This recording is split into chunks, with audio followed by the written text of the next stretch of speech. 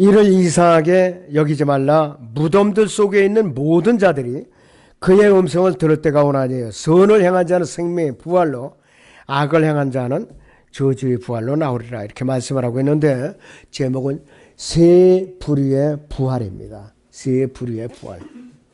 사람의 육체로 태어나서 구원을 받지 못하고 살다가 어느 날 갑자기 육신의 몸이 죽어서 영원한 지옥불에 던져져서 영원토록 고통받는 사람이야말로 이 세상에서 가장 불행한 사람이에요. 억만장자라도, 또 아무리 명예가 있는 사람이라도, 권력 있는 사람일지라도 다 소용이 없어요. 어떤 사람들은 돈이 너무 쓰기가 아까워서 감옥에 가서 형무소 생활하는 사람도 있어요. 지독한 사람이에요. 한번 수중에 돈이 들어가면 내놓을지 몰라요. 형무소에 가면 일단은 세끼 밥을 주니까 재워주고, 미련한 사람이죠. 자, 많은 교회들이 부활절 연합 예배를 드리기도 하고 삶아서 색종이를 붙이거나 그림을 그린 달걀들을 나눠주고 먹기도 하는 날이기도 합니다. 이 가락공원만 가도 여전히 그렇게 바구니에다 계란 돌리고 있어요. 지금도 마찬가지였을 거예요. 이런 모든 행사들은 하나님께서 원하시는 것들이 아니에요. 성경적인 부활과 전혀 관계가 없는 이교도 축제예요. 바로 전통에서 온 거예요. 바빌론 신화에서 나온 겁니다. 하나님의 이름을 욕되게 하는 것이고 하나님의 영광을 가리는 것들이에요.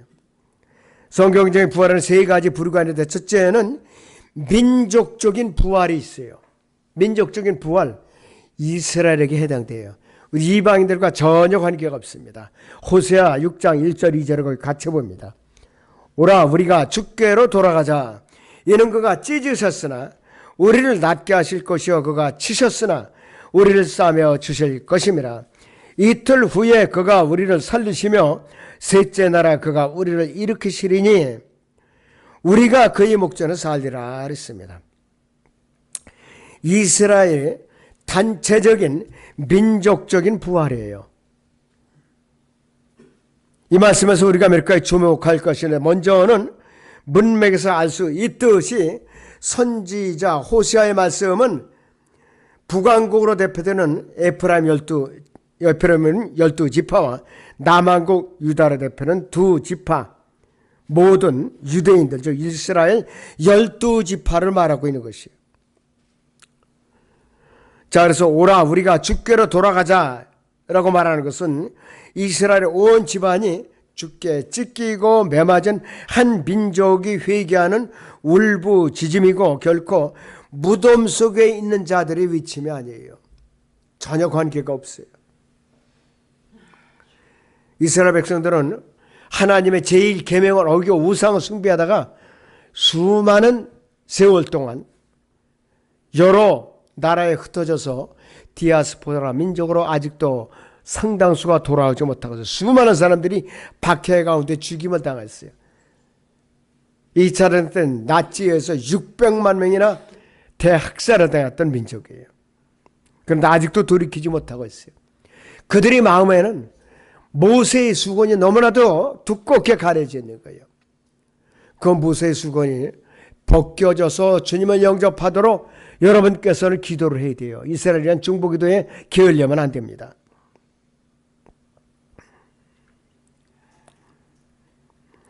현재 흩어져 있는 12지파 모두가 자기들의 땅으로 다시 모여서 한 국가를 이어서 회복되리라는 것은 민족적인 부활이에요. 그가 우리를 살리시며, 이 말씀은 육체적인 죽음에서 부활을 하는 것이 아니죠. 왜냐하면 살리시며라는 것은 영어로는 revive라고 나와 있어요. revive. 육체적인 부활이 아니라 단순히 영적인 부활을 의미하는 것이기 때문에 이 구절은 회복의 때를 알 수 있는 주목할 만한 구절로서 이 말씀을 통해서 알 수 있는 그때는 이틀 후인데, 이틀 후에는 하루를 나타내는 24시간의 개념이 아니라 여기에서는 이스라엘의 이틀을 지났지만, 그것은 이스라엘의 2000년이 지났지만은 여전히 회복되지 않고 있다는 뜻이에요. 바로 BC 780년 또는 지금으로부터 2700년 전에 선지자의 이 호사야에서 선포된 말씀이에요. 주님께서 사용하시는 하루의 단위는 1000입니다. 1000년. 하루가 1000년과 1000년이 하루 같다 그랬어요. 교회 시대 이스라엘은 그들이 거부한 지 세 번째 1000년의 어느 시기에 살아가고 있어요. 이 세 번째 1000년의 어느 때에는 호세아가 말한 셋째 날과 일치하고, 이때에 이스라엘은 자신들의 땅을 되찾고 회복할 것이에요. 그런데 그 시기가 우리 눈앞에 와 있어요. 바로 이스라엘은 대환란의 용광로를 거쳐서 혹독한 시련을 겪은 후에 에스겔 37장이나 38장에 기록된 골짜기의 마른 뼈들이 생명의 호흡을 얻어서 되살아나듯이 민족적으로 부활하는 것이에요. 개별적인 영적인 부활이 아닙니다. 바로 두 번째는 영적인 부활이 있어요. 이것은 이 시대에 예수 그리스도를 믿고 거듭나는 것을 말해요. 바로 에베소 2장 5절 6절을 보시면, 죄들 가운데서 죽었던 우리를 그리스도와 함께 살리셨으니 너희가 은혜로 구원받은 것은 아니니라. 또 함께 일으키사 그리스도 예수 안에서 천상에 함께 앉히셨으니, 이렇게 기록하고 있죠. 또 에베소 5장 14절에서는 그러므로 그가 말씀하시기를 잠자는 자여 깨어라, 그리고 죽은 자들부터 일어나라, 그러면 그리스도께서 내게 빛을 주시라고 하셨느니라 기록을 하고 있어요. 그리고 로마서 6장 11절에서는 이와 같이 너희도 너희 자신을 정령 주에게는 죽은 자여 예수 그리스도 우리 주로 말미암아 하나님께는 산 자로 여기라 그랬어요. 이 부활은 영적인 부활이고 현재 계속 지구상에서 여러 곳에서 일어나고 있는 부활인데, 언제냐? 누구든지 복음을 듣고 예수 그리스도를 주와 구세주로 믿고 영접하면은 이 부활의 역사가 지금 이 순간에도 계속 일어나고 있어요. 이것이 영적인 부활입니다. 그러니까 이스라엘 민족적인 부활과 전혀 관계없어요. 이 부활은 눈에 보이는 부활이 아니에요. 영적인 부활이기 때문에 신비적인 부활이라 이것이. 근데 숫자가 얼마나 되느냐 아무도 몰라요. 주님께서 우리를 데리러 오실 때까지, 몸의 구속을 받는 그 순간, 그때까지 이제 오는 거예요. 바로 일어나는 거예요. 그러니까 너무나도 굉장히 신비스러운 부활이라 이것이요. 정말로 우리는 너무나도 아주 마지막 때에 살고 있어요. 네, 저쪽으로 가세요. 마지막 때에 살고 있어요. 자, 그래서 이것은 한 사람이 영이 거듭날 때 사망에서 생명으로 옮겨지는 영적인 부활에 해당이 되더라 이것이에요. 바로 그 다음에 세 번째는 실제적인 부활이 있어요. 실제적인 부활이 있습니다. 이것은 실제적으로 죽은 몸의 실제적인 부활이에요. 자, 예수님께서 우리를 데리러 오시기 전에 먼저 육신의 생명을 다해가지고 무덤에서 잠든 사람들이 부활을 말하는 것이요. 그리고 살아있는 사람이 몸이 변화돼갖고 변모되는 것. 이것까지 포함한 것이 바로 실제적인 부활입니다. 자, 사람의 영은 죽을 수가 없죠. 주신 하나님께로 돌아가요. 거듭났든 거듭나지 않았든 전부 하나님께로 돌아간다 이것이요. 자, 무덤으로 들어갈 수 있는 것이나 또 무덤으로 밖으로 나올 수 있는 것은 오직 육신입니다. 무덤에서 부활하는 것에 대해서 예수 그리스도께서는 아주 분명하게 가르치고 있죠. 아까 본문 요한복음 5장 28절 29절을 같이 봅니다. 거기. 자, 이를 이상하게 여기지 말라. 무덤들 속에 있는 모든 자들이 그의 음성을 들을 때가 오나니 선을 행한 자는 생명의 부활로, 악을 행한 자는 저주의 부활로 나오리라. 이렇게 말씀을 하고 있어요. 의인의 부활이고 생명의 부활, 또 악인의 부활이며 저주의 부활로 나눠지고 있어요. 악인의 부활은 구원받지 못한 자의 부활인데, 백보자 심판석에서 부활하는 거이더라. 자, 사도행전 24장 15절에서 사도 바울은 의인과 불의한 자에게 다 죽은 자의 부활이 있게 되리라는 소망을 저 사람들이 스스로 받아들이고 있듯이 나도 하나님을 향하여 가지고 있나이다, 이렇게 기록하고 있어요.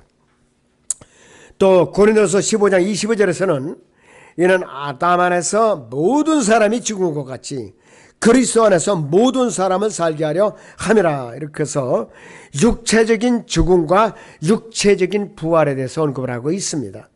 왜냐하면 여기서 언급하고 있는 것은 영이 아니라 몸의 실제적인 부활을 말하고 있는 것입니다. 이 구절에서 가르치고 있는 내용은 죽은 자들이 모두 부활하는데 잘못하면은 의인과 불의한 자들이 동시에 함께 부활하는 것으로 오해하고 싶어요. 그러나 이 부활의 간격은 1000년 이상 간격이 있어요. 자, 어떠한 것이냐? 요한계시록을 보면은 불의한 자들이 부활하기 전에 먼저 의인들이 부활할 뿐만 아니라 이 부활 사이에는 1000년이나 되는 간격이 있습니다. 1000년. 자, 그래서 또 내가 보호자들을 보니 그들이 그 위에 앉았는데 심판이 그들에게 주어졌다 그랬는데, 첫 번째 부활에 참여하는 성도들이라는 언급이 요한계시록 4장 4절에 하나님의 보호자를 둘러싸고 있는 24 장로들로 예표로 나타나고 있습니다. 또 내가 보호자들을 보니 그들이 그 위에 앉았는데 심판이 그들에게 주어졌더라.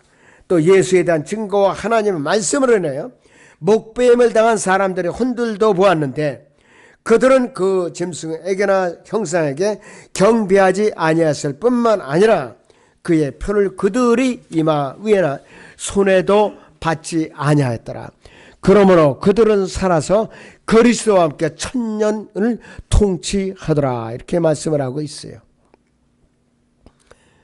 첫째 부활에 참여하는데 첫째 부활의 부리가 어떻게 되느냐?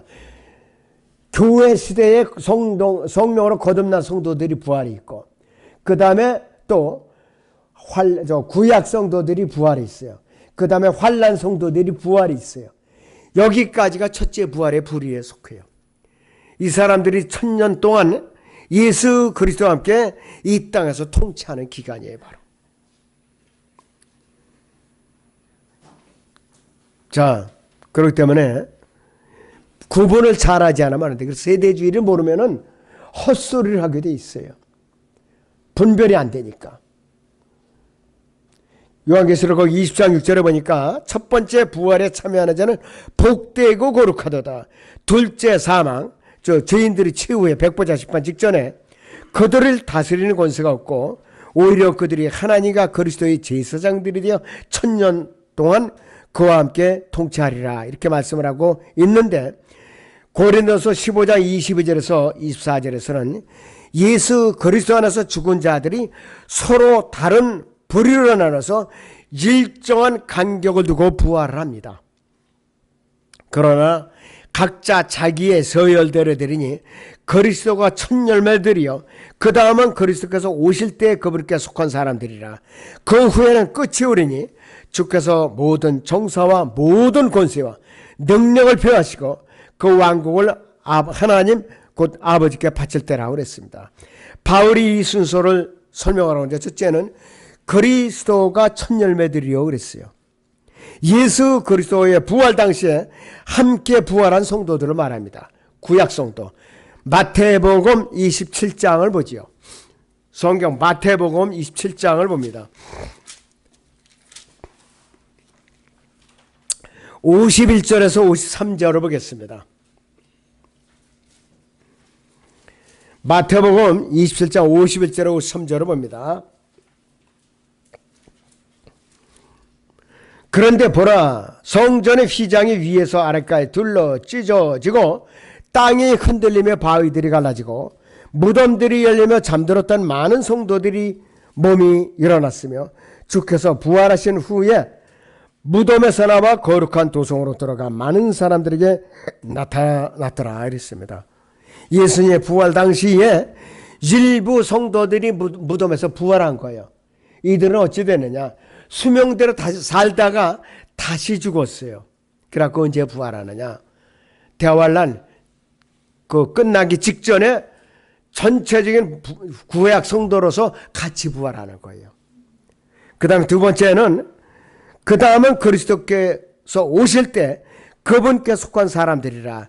이것은 거듭난 신약 성도들의 부활인데 고린도전서 51장을 보죠. 고린도 15장의 51절을 봅니다.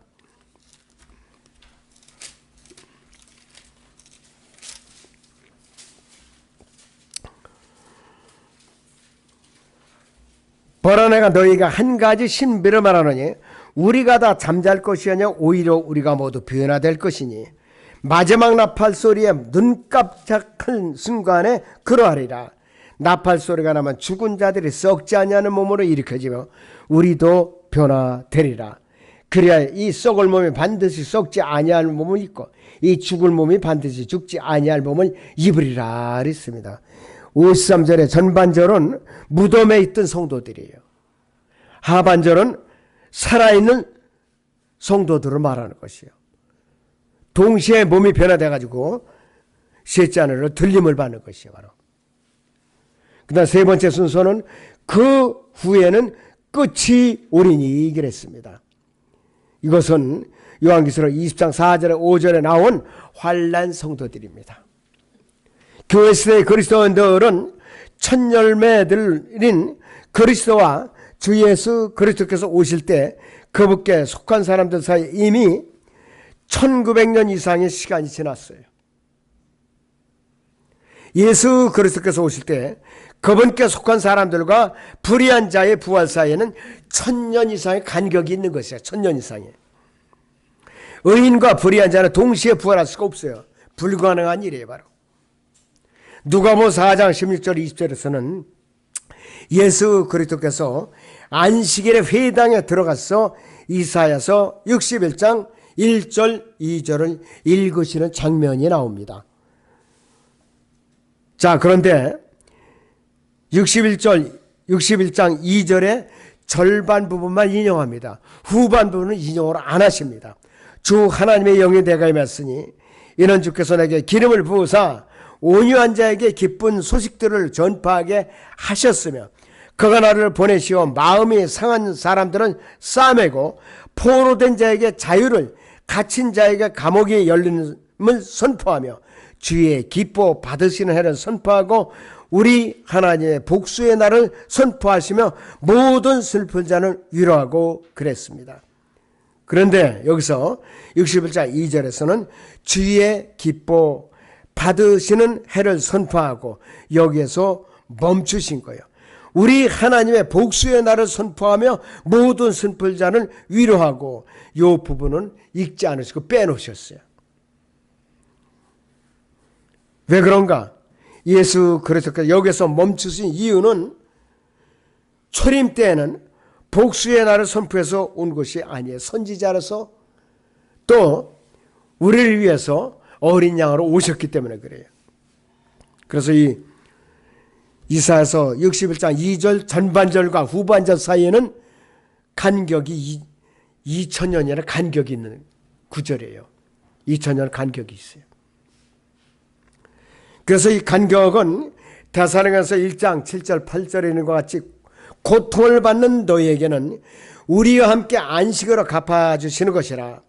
주 예수께서 그의 능력의 천사들과 함께 하늘로부터 나타나실 때에 하나님을 알지 못하는 자들과 우리 주 예수 그리스도의 복음에 순종치 아니하는 자들을 불길 가운데 벌하시리니 이 구절이 이루어질 때까지 계속해서 될 것이라. 그렇지만은 사람들은 의인과 악인의 부활 사이에 이 긴 기간이 있다는 것이 요한계시록 20장 4절에서 5절에만 나와 있다. 이렇게 또 주장을 하고 있어요. 위험은 발상이에요. 그렇기 때문에 성경에 여러 군데서 언급을 하고 있어요. 요한계시록이 대부분의 교회에서 묵시록이라고 그래요. 함부로 말하는 것이 안 된다 그래요. 그 큰일 날 소리예요. 이때에 요한계시록은 활짝 열려 있어야 돼요. 그래야만 마지막 때를 대비하는 데 지장이 없습니다. 요한계시록 1장 3장에서 보면은 이 예언의 말씀을 읽는 자와 듣는 자들과 거기에 기록된 것들을 지키는 자들은 복이 있나니 그때가 가까움이라고 그랬어요. AD 100년경에 기록된 것을 말씀을 듣는 자와 기록된 것들을 지키는 자들은 복이 있나니 그때가 가까움이라고 그랬어요. 기록될 때부터 지금까지 열려 있어야 되는 성경이 요한계시록이에요. 그리고 요한계시록을 올바로 세대적으로 올바로 나눠서 설명을 하러 전하면 무조건 2단 딱지를 붙여요. 마귀의 발사이죠. 큰일 날 짓이에요. 예수 그리스도의 생애 중에서 가장 놀라운 사실은 이사야 7장 14절에서는 보라 한 처녀가 임신하여 아들을 낳으리니 이랬어요. 이거는 성경에서 딱 한 군데만 언급되고 있어요. 자, 7 남편을 가진 여인이 죽은 후에 누구의 아내가 될 것인가 사두개인이 질문을 했어요. 예수님을 시험해 보려고. 누가복음 20장 35절 36절을 봅니다. 저 세상과 죽은 자들로부터 부활을 얻기에 합당하다고 여겨질 자들은 장가가거나 시집가지 않으며 그들은 다시 죽을 수도 없으니 이는 그들이 천사들과 동등하며 또 부활의 자녀라서 하나님의 자녀이기 때문에 그랬어요. 한 여인이 같은 7 형제를 다 남편으로 얻었던 거예요. 그러니까 직국의 사두개인이 누구의 아내가 되느냐 물어본 거예요. 그러나 이미 부활한 성도들은 지상에서의 부부 인연이 관계가 없어요. 그 지상에서도 경우에 따라서는 이제 누가 배우자 중에 한 사람이 소천을 했다면 재혼을 할 수가 있는 거예요. 그러면 이제 들림을 받았어요. 그러면 그리스도의 심판서 가서 누구의 아내가 되거나 해당이 안 돼요. 개별적인 개체라 이거예요. 개별적인 개체. 여기서 저 세상이라는 세상으로 번역된 헬라어는 아이온이라는 시대라는 의미를 갖고 있어요. 시대. 하루 24시간 개념이 아니라 이것이 바로. 예수 그리스도께서는 천년 통치 시대 이전에 부활한 자들은 더 이상 죽지도 않고 이들에게는 둘째 사망이 없다 이거예요. 환난 성도들까지 포함해가지고. 그들은 천사들과 동등하며 거듭난 하나님의 자녀이고 죽은 자들 가운데서 일어나 첫 번째 부활에 참여한 부활의 자녀들이라 이것이요. 자, 그렇기 때문에 이 특별히 교회 시대에 거듭난 성도들은 계란으로 말하면 아주 노란 자의 핵심이에요. 바로 여러분들이 가장 복된 사람들이.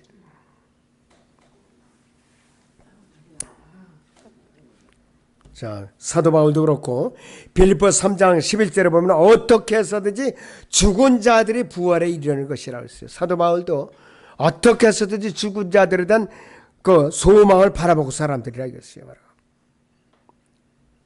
자, 그 다음 페이지를 보시면은, 자, 여러분들, 하나님께서는 너무나도 우리에게 엄청난 계시를 주시는데도 사람들이 몰라요. 왜? 관심이 없으니까 그렇다 이것이. 둘째 부활죠. 백보자 심판 속에서 부활한 사람들은 저주의 부활로 부활합니다. 이들은 다 불못에 던져지는 엄청난 둘째 사망이 기다리고 있어요. 네 번째는 부활의 방법이 있습니다. 부활의 방법이 있어요. 바울은 고린도전서 15장 39절에서 모든 육체가 다 같은 육체는 아니니 이거 어떤 것은 사람의 육체요, 어떤 것은 짐승의 육체며 어떤 것은 물고기의 육체요, 어떤 것은 새의 육체라고 그랬습니다. 자, 피조물은 자신들의 환경에 적응하도록 되어 있어요. 짐승의 육체는 하늘을 날아다닐 수가 없고 새의 육체는 바닷속을 헤엄쳐 다닐 수가 없기 때문에 하늘에 속한 형체가 있고 땅에 속한 형체가 있고 지금과 같은 상태로 조직되는 인간의 육체에는 하늘에 속할 수가 없다 이거예요. 이 상태로 하늘에 올라갈 수가 없어요. 심지어 보니까 인어공주라는 말 들어봤죠? 실제로 있더라고요. 그게 실제로 있어요. 유튜브에 실제로 살아서 움직이는 것이 방영이 되고 있더라고요. 그런 그 이상한 부류도 다 있어요. 자, 여기서 고린도서 15장 42절 44절을 같이 봅니다. 죽은 자들이 부활도 이와 같은 썩을 것으로 심겨서 썩지 아니할 것으로 일으켜지며 그랬습니다. 여러분들이 부활하면 썩지 않은 영원한 몸으로 변합니다. 수치로 심겨서 영광된 것으로 일으켜지며 약한 것으로 심겨서 능력 있는 것으로 일으켜지며 육신의 타고난 몸으로 심겨서 영적인 몸으로 일으켜지느니라. 육신적인 타고난 몸이 있고 또 영적인 몸이 있느니라. 부활하면 이렇게 변화되는 것이에요. 썩지 않은 영원한 몸으로 달라진다, 변화된다 이게. 그런데 부활하신 예수 그리스도의 몸은 특별합니다. 똑같이 부활한 몸인데 특별합니다.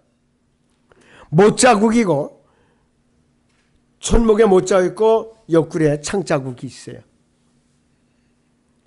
그리고 닫힌 문을 감쪽까지 통과하시고 감출 수도 있고 살과 뼈는 있는데 피는 없는 것이죠. 왜? 혈과액은 하나님의 왕국에 들어갈 수가 없어요. 예수 그리스도께서는 그분의 모든 피를 땅에다 쏟으셨고 부활한 몸이 볼 수 있는 형태와 모양이 있다면 살과 뼈로만 구성된 몸의 형태를 취해야 되는 것이에요. 저나 여러분들도요. 들림 받으려면 몸에 피 쏟아놓고 올라가야 돼요. 이대로 올라갈 수가 없어요. 자, 그런데 에녹과 엘리야는 자기들의 몸을 지닌 채 그대로 하늘로 올라갔어요. 피를 쏟고 올라간 것이 아니라 특별한 케이스예요. 창세기 5장 24절에서 에녹은 데려갔다고 그랬어요. 그래서 영어로는 took him, 그러니까 take him이라고 그랬고, 열왕기하 2장 11절에서 엘리야는 불말과 불병거가 이제 타고 올라갔다고 그랬어요. 거기는 went up이라고 돼 있어요. 우리는 catchup이라고 그랬죠. 끌려 올라갔다고. 근데 마귀나 예수님께서는 같은 용어는 ascend라는 말이 있었어요. 스스로 올라간다는 말이에요. 우리하고는 다르다 이것이에요. 모세와 엘리야는 자신의 몸을 지닌 채 변화산에 예수님과 함께 나타났죠. 이들이 예수님께 승천하실 때 흰옷을 입은 두 사람으로 이제 알려지고 있고, 앞으로 대환란 중반쯤에 이 땅에 내려올 두 증인입니다. 바로. 자, 휴거 때의 성도들은 주님과 같은 영광스러운 몸을 입게 될 것이고, 부활한 영광스러운 몸은 더 이상 죽음도 없고 질병도 없고 고통도 없고 시집가거나 장가가는 번거로움도 전혀 없다 이것이요. 그러니까 자녀들 여러 명 둔 사람들은, 혼기를 둔 자녀를 둔 사람들은 빨리 휴거하면 돼요. 혼수비용이 안 드니까. 굉장히 아주 땡 잡는 거예요. 자, 그래서 오직 거듭난 성도들이 보면 천사의 몸들과 똑같은 몸이다 이것이요. 그러니까는 물리적인 이 육체적인 부활이 굉장히 소중한 거예요. 아무튼 부활에 세 부류의 부활 중에 민족적인 부활인 이스라엘에 해당되는 부활이 있고, 영적인 부활인 이 시대에 주님을 영접해서 거듭나는 부활이 있고, 그 다음에 세 번째는 실제적인 부활이다 이거예요. 땅에 묻혔거나 살아있는 상태로 몸이 변화돼 가서 영적인 몸으로 변화되는 부활, 이 실제적인 부활이 있습니다. 자, 기도하겠습니다.